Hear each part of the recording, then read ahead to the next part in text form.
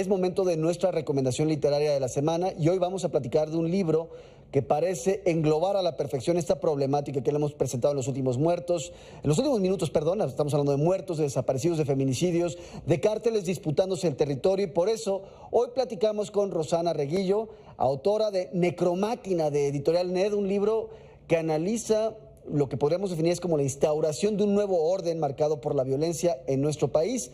Rosana, ¿cómo te va? Muy buenas noches. Muy buenas noches, muchísimas gracias, es un placer compartir con tu auditorio. Te agradezco, aquí tengo tu libro, lo he estado revisando en la semana, Necromáquina. Vámonos directo porque planteas un concepto que no se conocía. ¿Qué es la necromáquina, Rosana?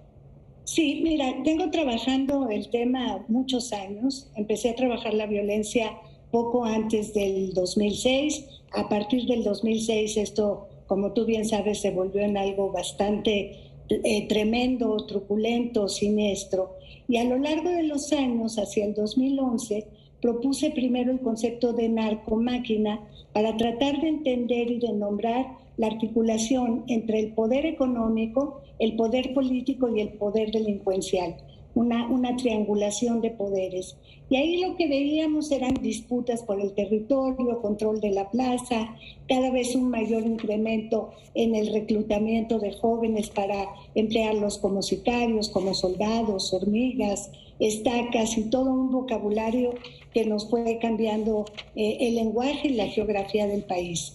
Pero digamos, a partir del 2014 esto empezó a tener cambios muy importantes y llego a la noción de necromáquina justamente de la mano de un pensador camerunés que ha acuñado el concepto de necropolítica para referirse justamente a un estado de urgencia, para referirse a un estado en el que ya no es tanto importa hacer vivir, sino hacer morir. O sea, la necromáquina es ese dispositivo que tiene la posibilidad de hacer morir porque puede hacerlo, pero además se trata de la disolución de la vida, de una vida que no importa en un estado de urgencia. Hay que deshacer los cuerpos, hay que entregarlos en fragmentos, en pedazos, y estamos viendo el incremento, por supuesto, de las fosas clandestinas, las notas que estuve viendo antes de entrar al aire contigo,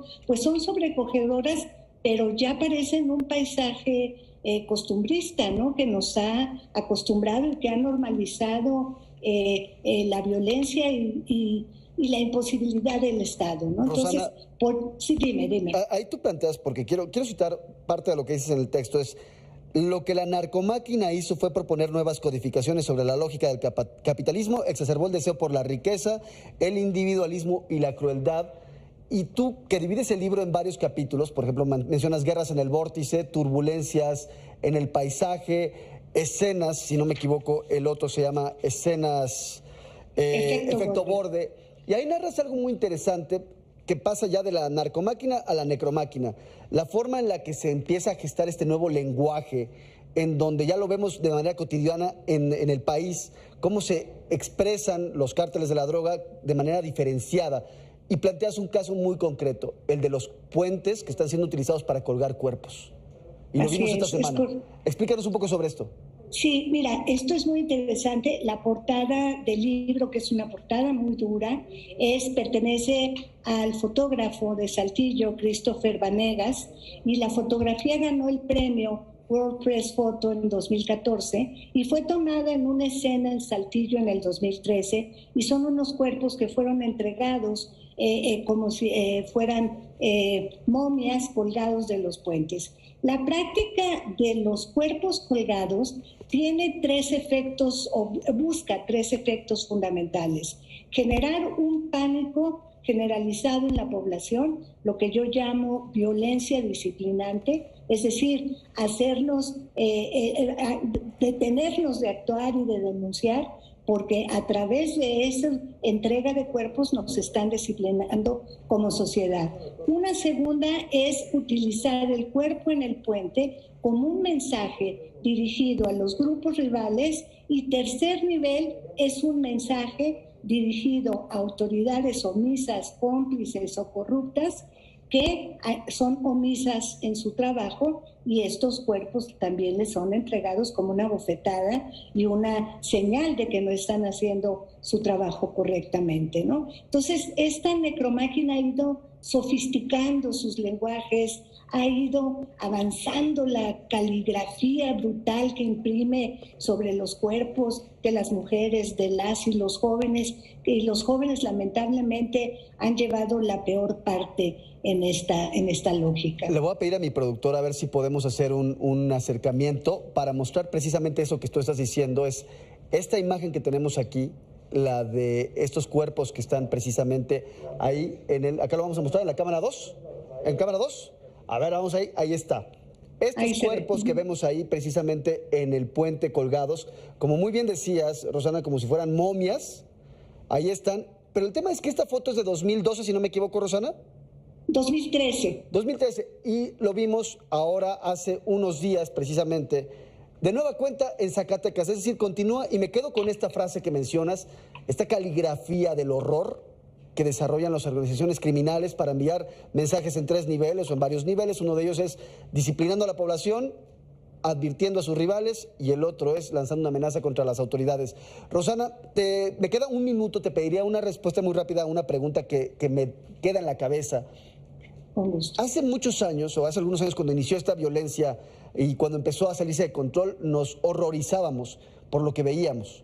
Pero ahora parece que nos hemos vuelto ya inermes a esta barbarie que estamos viendo, porque ya no nos sorprende. ¿Cómo entender ese fenómeno que se está dando entre los mexicanos?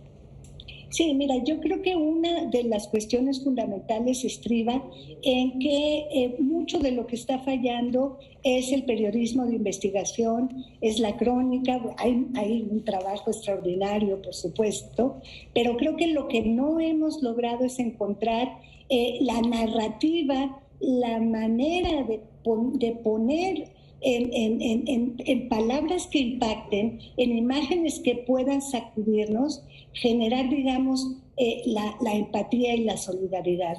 En la medida en que ha ido incrementándose el individualismo, la indiferencia por el otro, la lucha por el poder, lo que vemos es esta normalización de la violencia, que la vemos también en los niños. En el libro narro aquel caso de los chiquitos en Ciudad Juárez jugando a ser secuestradores que matan a su vecinito de 6 años, ¿no? Esto ha ido incorporándose, se nos ha vuelto piel y no lo vemos porque a través de esa violencia es que estamos viviendo la realidad. Y esto es muy dramático. Rosana Reguillo, autora de Necromáquina, Cuando morir no es suficiente, de Editorial NED, un libro para leerse, en verdad, reflexiones importantes que haces en esta obra que nos presentas, que esta semana presentas, entiendo.